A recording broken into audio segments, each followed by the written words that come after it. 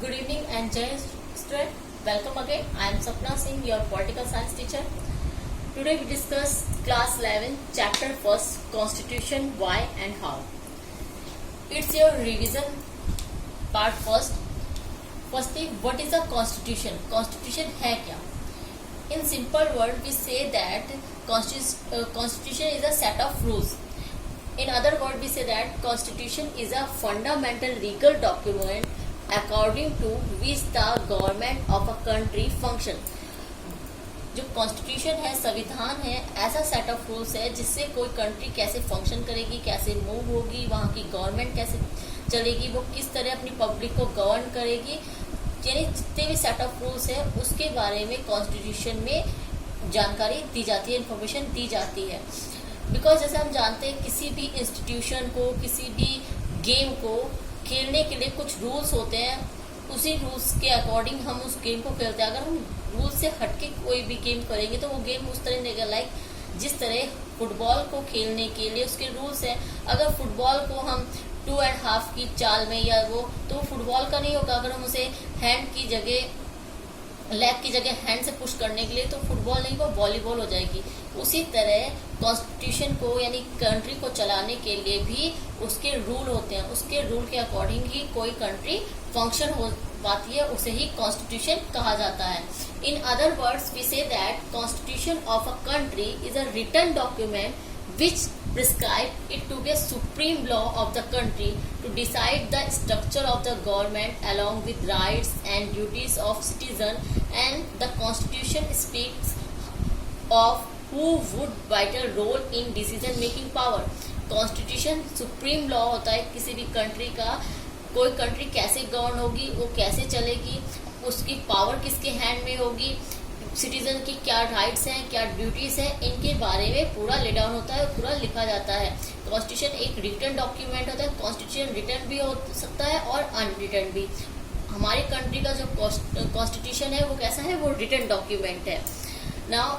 और जो हमारी कंट्री का कॉन्स्टिट्यूशन है वो बहुत ज़्यादा लेंथी है, बहुत ज़्यादा बड़ा है, और वर्ल्ड का सबसे बड़ा कॉन्स्टिट्यूशन इंडियन कॉन्स्टिट्यूशन है.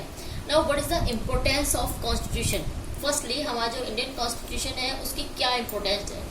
The constitution provides a framework within which a government has to work. जो कॉन्स्टिट्यूशन है एक फ्रेमवर्क देता है गवर्नमेंट को कि वो कैसे चलेगी, उसका क्या क्या वर्क है, उसको कैसे वर्क करना है, वो लोगों के वेलफेयर में वर्क करेगी, किस तरह से वर्क करेगी, उसकी क्या ड्यूटीज़ हैं, क्या राइट्स हैं उसके पास कितनी पावर है. And next, it minimize the chances of disputes among the various organs of the government as it clearly defines their power and function separately. जैसा हम जानते हैं जो हमारी कंट्री है उसमें पार्लियामेंट्री फॉर्म है. हमारी जो गवर्नमेंट है उसको 3 ऑर्गन्स में डिवाइड किया गया है, एग्जीक्यूटिव,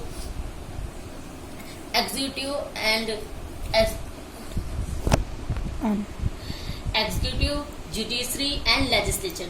अब इन 3 ऑर्गन्स को कितनी पावर दी गई है, किसके पास कितनी पावर है, कोई अपनी पावर का मिसयूज ना करे, कोई किसी के पावर को ना छीन ले, और कोई ऐसा रूल या लॉ ना बनाए लेजिस्लेचर जो सिटीजन की पावर को छीनता हो या सिटीजन की राइट्स के अगेंस्ट हो, जो सिटीजन की राइट्स को वायलेट करता हो. तो जो हमारा कॉन्स्टिट्यूशन है वो क्लियरली सबकी पावर को इक्वली सेपरेट करता है, जिससे जो ऑर्गन्स हैं उनमें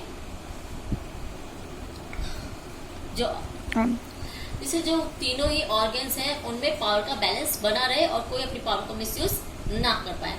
and third importance of our constitution, it also control the misuse of power by the government. जैसा भी मैंने स्टार्टिंग में फर्स्ट और सेकंड इम्पोर्टेंस में ही बताया था आप लोगों को, जो गवर्नमेंट है वो अपनी पावर का मिसयूज ना करे. हमारे कॉन्स्टिट्यूशन में गवर्नमेंट की पावर को स्पेशली बताया गया है कि जो एग्जीक्यूटिव है, लेजिस्लेचर है, वो उसके पास कितनी पावर है, वो अपनी पावर का मिसयूज ना करे,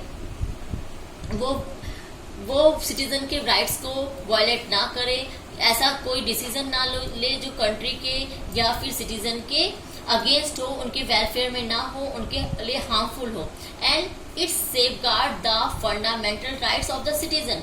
और ये कहीं ना कहीं जो हमारे कॉन्स्टिट्यूशन ने हमें 6 फंडामेंटल राइट्स जो प्रोवाइड किए, फर्स्टली पहले 7 थे, उसमें 7 जो फंडामेंटल राइट था उसको कट कर दिया गया है। हम चैप्टर 2 में रीड करेंगे। 6 जो फंडामेंटल राइट्स है उसे सिटीजन के जो फंडामेंटल राइट्स हैं उसे कोई भी गवर्नमेंट वायलेट ना कर सके। एज ए सेफगार्ड वो हमारी रक्षा करता है। अगर ऐसा कोई भी गवर्नमेंट करती है तो हम उसके अगेंस्ट में जुडिशरी में रिट डाल सकते हैं। जुडिशरी हमारा कैसा ऑर्गन है? इंडिपेंडेंट ऑर्गन है, जिससे हमारे कोई भी गवर्नमेंट हमारे फंडामेंटल राइट्स को वायलेट करती है तो हम उसके अगेंस्ट में जुडिशरी में कोर्ट में रिट डाल सकते हैं। Now thank you student. In next video we discuss about the feature of Indian constitution.